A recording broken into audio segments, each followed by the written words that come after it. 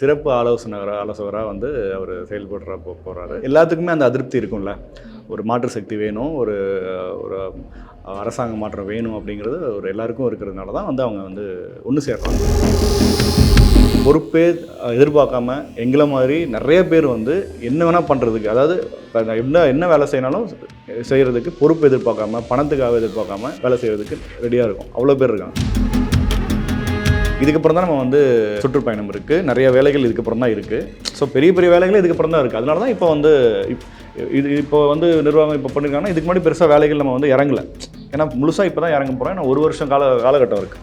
அதனால வந்து ஸ்ட்ராங்காக இருக்கா இல்லையாங்கிறது இப்போ நம்ம வந்து தீர்மானிக்க முடியாது. அது நீங்கள் இதே வந்து டிசம்பரில் நீங்கள் சொல்லுங்கள்.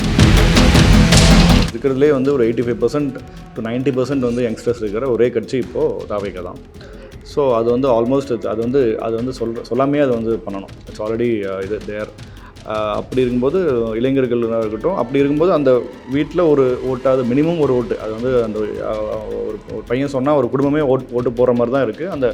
அங்கே இருக்கிற தாய்மார்கள், அங்கே இருக்கிற ஒட்டுமொத்த குடும்பமும் இப்போ வந்து யாரை நீங்கள் கேட்டீங்கனாலும் நீங்கள் 90% வந்து நான் விஜய்க்கு ஓட்டு போட போகிறேன் தான் சொல்கிறாங்க. அதிமுக சைட்லேருந்துமே ரொம்ப வந்து இதாக இருக்காங்க. ஏன்னா அவங்களுக்குமே வந்து ஒரு பவரோடு சேரும்போது தான் இப்போ அவங்களுக்குமே வாய்ப்பு ஜாஸ்தி. ஸோ அது நல்ல விஷயந்தான். இங்கே வந்து சேரக்கூடாதுன்னு ஒன்றும் இல்லை, சரிங்களா? அவர் வந்து தளபதி அவர்களே சொன்னது வந்து எனக்கு தெரியல. அது அவருக்கு மட்டும் தான் தெரியும். அது வந்து உண்மையா இல்லையா அப்படிங்கிறது. மற்றபடி சேரக்கூடாதுன்னு ஒன்றும் கிடையாது. கூட்டணி வந்து யார் வந்தாலும் நம்ம வந்து ஏற்றுக்கலாம், வரவேற்கணும் அப்படின்னு சொல்லிட்டு தளபதி அவர்கள் சொல்லிட்டாங்க. ஸோ அதனால் கூட்டணிங்கிறது தப்பான விஷயமே கிடையாது. கூட்டணி இல்லாமல் எந்த கட்சியுமே வந்து ஒரு அரசியலில் வந்து நீடிக்க முடியாது, ஜெயிச்சது கிடையாது. சம்மர் ஹாலிடேஸ் வந்தாச்சு, நம்ம ஜிடி ஹாலிடேஸும் வந்தாச்சு. GT Holidays, South India's #1 travel brand. Lyca Productions Subaskaran வழங்கும் அஜித் குமார் நடிப்பில் விடாமுயற்சி உலகமெங்கும் வெற்றி நடை போடுகிறது. பிரசாந்த் கிஷோர் இந்தியாவிலேயே வந்து மிகப்பெரிய ஒரு தேர்தல் வியூக வகுப்பாளராக கருதப்படுற பிரசாந்த் கிஷோர் அவர்கள் சமீபத்தில் உங்களுடைய தமிழக வெற்றி கழகத்தினுடைய தலைவரை பனையூரில் வந்து சந்திச்சிருக்காரு. என்ன நோக்கம், என்ன பேச்சுவார்த்தை நடந்துச்சு உள்ள? இல்லை, நல்ல நோக்கம்தான். ஒரு சிறப்பு ஆலோசகராக வந்து அவர் செயல்படுற போகிறாரு. இன்னும் அஃபிஷியலாக இன்னும் தலைமையிலேருந்து வரல. எல்லாத்துக்குமே அந்த அதிருப்தி இருக்கும்ல. ஒரு மாற்று சக்தி வேணும், ஒரு அரசாங்க மாற்றம் வேணும் அப்படிங்கிறது ஒரு எல்லாருக்கும் இருக்கிறதுனால தான் வந்து அவங்க வந்து ஒன்று சேர்றாங்க. அந்த மாதிரி தான் இதை பார்க்க வேண்டியதாக இருக்குது. தமிழகத்தை பொறுத்த வரைக்கும் மாற்றம் வேணும்னு எதிர்பார்க்குறாங்கன்னு நீங்கள் சொல்கிறீங்க. அப்போ இங்கே இருக்க வியூக வகுப்பாளர்கள் 2 பேர் போதும்ல, ஆதவர்ஜுனாவும் சரி, இல்லை ஜான் ஆரோக்கியசாமி. வியூக வகுப்பாளர்னு அவங்க யாருமே அங்கே சொல்லலையே. அவர் சிறப்பு ஆலோசகராக இல்லை சிறப்பு ஒரு தோற்றத்தில் வந்துட்டு போய் வேலை செய்யலாமே. அதில் ஒன்றும் ஸ்பெஷல் அப்பியரன்ஸில் வந்து வேலை செய்யலாமே. அது அவர் இன்னும் அஃபிஷியலாக அவர் வியூக வகுப்பாளர்லாம் சொல்லவே இல்லை. அது இவங்க ஆல்ரெடி இருக்காங்க. ஆனால் அவர் பேசிக்காகவே ஒரு வியூக வகுப்பாளர் தானேங்க. ஆமாங்க. இப்போ ஆதவர்ஜுனாவும் அதுதானே. ஆனால் வந்து எல்லாரும் சேர்ந்து திமுக ஒர்க் பண்ணாங்க 21ல் வந்து ஆதவர்ஜுனா வந்து ஒரு இந்த மாதிரி தான் வந்து ஒரு ஆடட் பவராக தான் போயிட்டு ஒர்க் பண்ணார். பிரசாந்த் கிஷோர் தான் வந்து மெயின் ஸ்ட்ராட்டஜிஸ்டாக இருந்தார். அது மாதிரி இப்போ இவர் வந்து பிகேவை கூட்டிட்டு வந்ததே ஆதவர்ஜுனா தான், டிஎம்கேக்கு 2021. ஓகே, அது மாதிரி நீங்கள் வைஸ் வர்சாவாக இப்போ வச்சுக்கோங்க. இப்போ வந்து அவங்களுக்கு வந்து அது கரெக்ட் இல்லை. ஒரு மாற்று சக்தி தேவைப்படலாம், அது அவங்க நினைக்கிறாங்க. ஏன்னா அது எல்லாத்துக்குமே அதிருப்தியாக இருக்குது. ஸோ அதனால் அவங்க அந்த மாதிரி ஒரு இன்னொரு சக்தியை வந்து கண்டிப்பாக இங்கே தேவைங்கிறதுக்காக தான் எல்லாருமே அங்கே இருக்கிறவங்க எல்லாருமே இங்கே வந்திருக்காங்க அப்படிங்கிறத நம்ம பார்க்க வேண்டியது. முதல்ல வந்து இங்கே பவருக்கு வரணும், சரிங்களா? அதுக்கு உண்டான வேலையை தான் பார்க்கணும். பவருக்கு வந்தால் நல்லது நம்ம செய்ய முடியும் மக்களுக்கு. ஸோ நம்ம வந்து நான் வருவேன், ஆனால் இப்படி தான் வருவேன், இதுதான் நம்ம பண்ணுவேன்னு சொல்லிட்டு நீங்கள் வந்து பூச்சாண்டி காட்டுறதுலாம் வந்து விஜயோட வேலையே கிடையாது. ஸோ அது வந்து யார் இவங்க சொல்கிறா அப்படிங்கிறது தான். இப்போ வந்து எப்படி வேணால் நீங்கள் நினச்சிக்கிட்டு போங்க. அதாவது எதுவுமே இல்லை அப்படின்னு சொல்லிட்டு அப்படி தான் முதலேருந்தே நினச்சிட்டு இருந்தாங்க. மாநாடு கூட நடத்த முடியாதுன்னு சொன்னவங்க நிறைய பேர் இருக்கிறாங்க. ஸோ நீங்கள் எப்படி வேணால் நினச்சிக்கோங்க, அது கிடையாது. இங்கே வந்து ஹூக் அண்ட் கார்னரில் வந்து லா அண்ட் ஆர்டர் பாதிக்கப்பட்டுருக்கு. லேடிஸ், பெண்கள் வந்து அவ்வளோ ஒரு அவதிக்கு வந்து இதாக இருக்காங்க. அவ்வளோ அநீதியாக நடக்குது. நிறைய ஒரு வீக்லி 2 இஷ்யூ வருது. எங்கேயுமே வந்து ஒரு நீதி கிடைக்கல, அவங்களுக்கு நியாயமாக வந்து அவங்களுக்கு செயல்படல. அவ்வளோ வந்து இதாகிட்டு இருக்குது. பெண்களுக்கு சேஃப்டி இல்லாமல் எல்லார் வீட்லேயும் பெண்கள் இருக்காங்க. எல்லாருமே வந்து இப்போ சேஃபாக உணர்றாங்களா? கிடையாது. இப்போ வரைக்குமே அது வந்து நம்ம கடந்து தான் போயிட்டுருக்கோம். அண்ணா யூனிவர்சிட்டிலேருந்து இப்போ ரீசெண்டாக நடந்த இந்த விஷயங்கள்லாம் வந்து ஒவ்வொரு மாவட்டத்துலையும் நம்ம கடந்து தான் போயிட்டுருக்கோம். அப்படி இருக்கும்போது இங்கே வந்து ஒரு சக்தி வரணுமே தவிர அது வந்து ஒரு இவ்வளோ பணம் பாதாள வரைக்கும் பாயும் அப்படின்னா, அவ்வளோ பெரிய பணம் வச்சுட்ருக்கிற அவ்வளோ பெரிய ஒரு சக்திக்கு எதிராக வரணும் அப்படின்னா நீங்கள் மட்டும் வந்து கத்தி கோடாலி இவ்வளோ பணம் துப்பாக்கிலாம் வச்சு சண்டை போடுவீங்க, நான் வந்து வெறும் கையில் வச்சு நிராயுதபாணியாக வந்து பணியை வந்து சண்டை போடணும் அப்படின்னா எப்படி அர்த்தம்? அது வந்து எல்லா பவரும் வந்து சேர்ந்து தான் ஒரு சக்தியை அழிக்க முடியும். புரியுதுங்களா? அதுக்கு தான் உண்டான விஷயம் தான் நம்ம வந்து தளபதி வந்து கரெக்டாக வந்து அவர் பண்ணிகிட்டு இருக்காரு. இதை வந்து நம்பிக்கை இல்லாமல் இது வந்து 20 வருஷம் 25 வருஷமாக நிர்வாகிகள் அது மக்கள் இயக்கத்தில் இருந்து வேலை செஞ்சாங்க. அவங்களுக்கெல்லாம் வந்து பொறுப்பு கொடுத்துருக்காங்க, எல்லாம் வேலை செஞ்சுட்ருக்காங்க, எல்லாம் கரெக்டாக போயிட்டுருக்கு.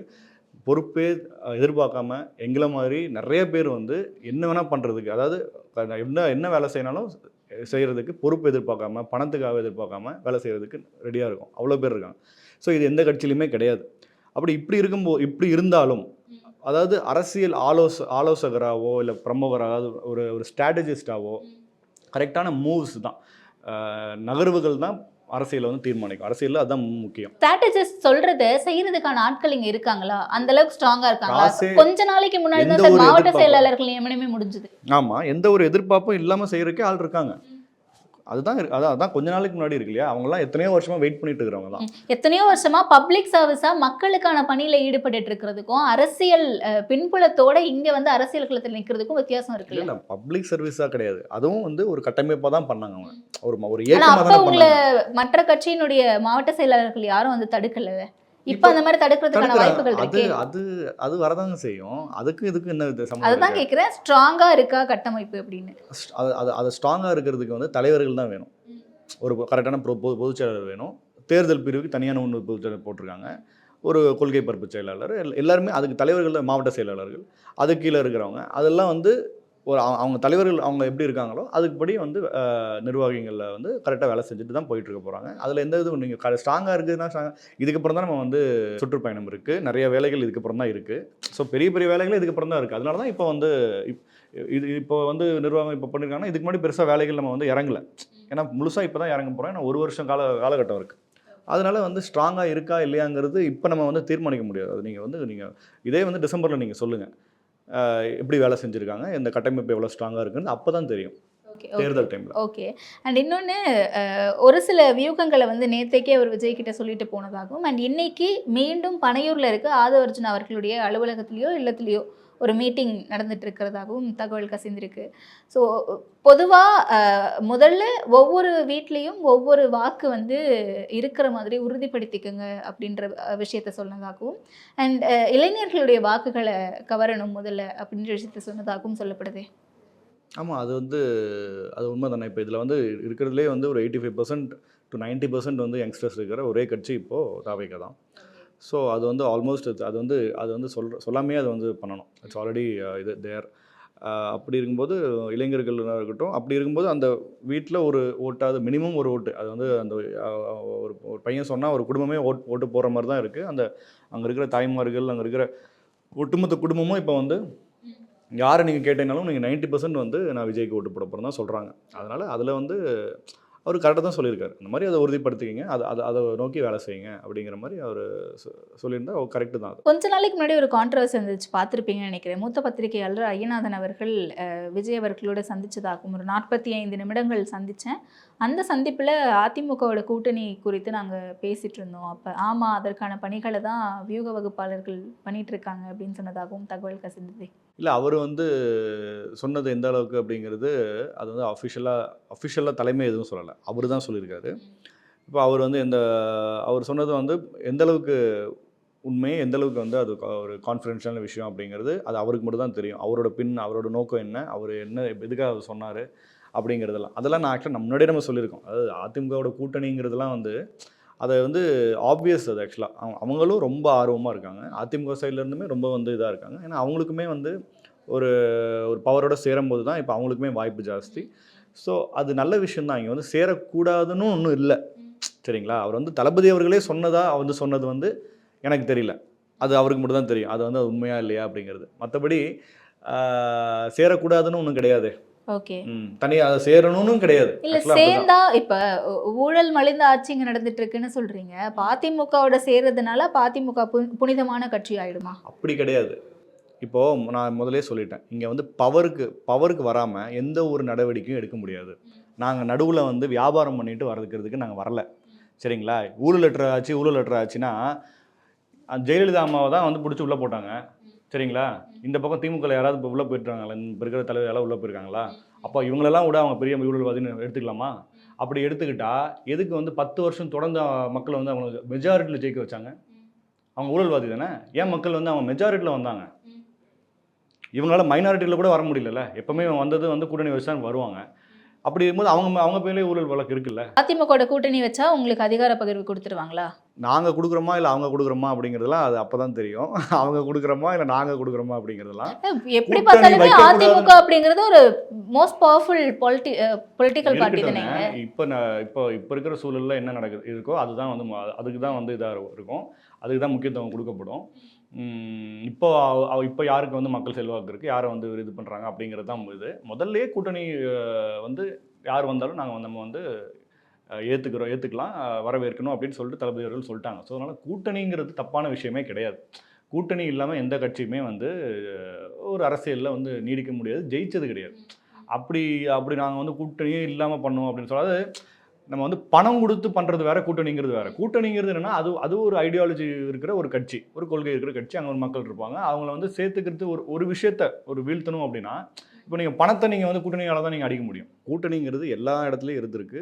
எல்லா அரசியலில் எங்கேயுமே இல்லாமல் கிடையாது. கூட்டணிங்கிறது வந்து ஒரு அஃபிஷியலாக அது லீகலான ஒரு விஷயம். அதை வந்து ரொம்ப தப்பாக நம்ம பார்க்க வேண்டியதே கிடையாது. ஓகே, ஸோ இப்போ இந்த விஷயத்தை பொறுத்த வரைக்கும் மாதவர்ஜுனா அவர்கள் பிகேவை கூட்டிட்டு வந்து விஜய் அவர்களை சந்திக்க வச்ச விஷயம் தொடர்பாக சேகர் பாபு அவர்கள் ஒரு கமெண்ட் பண்ணியிருக்காரு. மக்களோட அன்பை பெற்றவங்க, மக்களுடைய ஆதரவு இருக்கவங்களுக்கு வந்து இந்த மாதிரியான தேர்தல் வியூக மன்னர்களால் எந்த ஒரு பயனும் இருக்க போகிறது கிடையாது, எங்களுக்கு மக்களுடைய ஆதரவு இருக்குது அப்படின்னு. இருக்குல்ல, அப்புறம் ஏன் 21 கூட்டு வந்தீங்க? 21 10 வருஷம் ஆட்சிக்கு அப்புறம் நீங்கள் ஈஸியாக வந்திருக்க வேண்டியது தானே. 10 வருஷம் அது வந்து ஊழல் ஆட்சின்னு சொல்கிறீங்கல்ல, அடிமை ஆட்சின்றீங்களே. அப்போ நீங்கள் ஆட்டோமேட்டிக்காக வந்திருக்கணுமே, எந்த யூக வகுப்பாளரும் இல்லாமல். எதுக்கு பிரசாந்த் கிஷோர், அதே பிரசாந்த் கிஷோர் பிகே வருஷனை ஒர்க் பண்ணீங்க, அதே ஆதவர்ஜுனா ஒர்க் பண்ணாங்கல்ல. எப்போ அது எதுக்கு அதை அப்போ மட்டும் சேர்த்துக்கிட்டீங்க? ஜெயலலிதா அவங்க சொன்ன மாதிரிலாம் நீங்களும் சொல்லியிருக்கணும். இதே பிரசாந்த் கிஷோர் அவர்கள் போய் அவங்ககிட்ட கேட்கும்போது என்ன சொன்னாங்க? அவங்களோட எக்ஸ்பீரியன்ஸில் அவங்க சொன்னாங்க இல்லையா, எனக்கு தெரியாதது அவங்களுக்கு தெரிய போகுது, தேவையில்லை அப்படிங்கிற மாதிரி தான் நான் சொல்லி புறக்கணிச்சாங்க. நீங்களும் அப்படி பண்ணியிருக்கணும்ல. ஸோ இப்படி தான் அவங்க கட்சியிலேருந்து இப்போ முக்கிய புள்ளிகள் ஏதாவது வந்தாலும் வந்துடுவாங்க. அதுக்கப்புறம் என்ன அவங்கெல்லாம் நம்பினாங்க இல்லை, அவ்வளோ கான்ஃபிடென்ட் இருக்கா? அது கொஞ்சம் ஓவர் கான்ஃபிடென்ட் மாதிரி தெரியலையா? இப்போ இல்லை, அந்த மாதிரி வந்தாலும் அப்படி தான் பேசுவாங்கன்ற. ஓகே, அப்படி தான் பேசி அவனை வர வழி கிடையாது. ஏன்னா இவங்களால தான் வந்து ஜெயிச்சாங்க. அவங்க வந்து ரொம்ப மெஜாரிட்டிலாம் வரல 21ல். இந்த விஷயத்தில் விஜய் அவர்கள் கோடியாக சம்பாதிச்சாரு, அந்த சம்பாத்தியத்தை எல்லாம் விட்டுட்டு அரசியலுக்கு வந்திருக்காரு அப்படின்னு தொடர்ந்து இவ்வளோ நாளாக பேசிகிட்டு இருந்தோம். ஆனால் இன்னைக்கு சம்பாதிச்சது எல்லாத்தையும் பிகே கிட்ட கொட்ட போகிறாரா அப்படின்ற ஒரு கான்ட்ரவர்சியும் எழுதலை. இல்லை, அப்படிலாம் எழுதலைங்க. அதெல்லாம் வந்து இல்லை, ஒருவேளை ஆதவர்ஜுனா ஃபண்ட் பண்ணுறாரா அப்படின்ற ஒரு கேள்வியும் இருக்கே. இல்லை, ஃபண்டிங் யார் பண்ணுறாங்க அப்படிங்கிறதுலாம் இல்லை. அது வந்து அதெல்லாம் எந்த ஒரு இதுவும் இல்லை. அவதூறுகள் இப்போ இவங்க வந்து இது பண்ணுற மாதிரி அவங்க பரப்பிட்டு தான் இருப்பாங்க. இதெல்லாம் யார் சொல்கிறாங்கிறது பார்க்கணும். சரிங்களா? ஸோ பணம் அப்படிங்கிறது உங்ககிட்ட மட்டும்தான் இருக்குமா அப்படிங்கிறது ஒரு விஷயம் இருக்குது. இந்த மாதிரிலாம் பேசுகிறவங்க திரும்பி நம்ம ஆளுகிற அரசு 60 வருஷமாக ஆண்டுட்டு இருக்காங்களே, இவங்ககிட்ட எப்படி இவ்வளோ காசு இருக்குது? ஏதாவது கேட்டிருக்காங்களா? சம்மர் ஹாலிடேஸ் வந்தாச்சு, நம்ம ஜிடி ஹாலிடேஸும் வந்தாச்சு. GT Holidays, South India's #1 travel brand. Lyca Productions Subaskaran வழங்கும் அஜித் குமார் நடிப்பில் விடாமுயற்சி உலகமெங்கும் வெற்றி நடை போடுகிறது.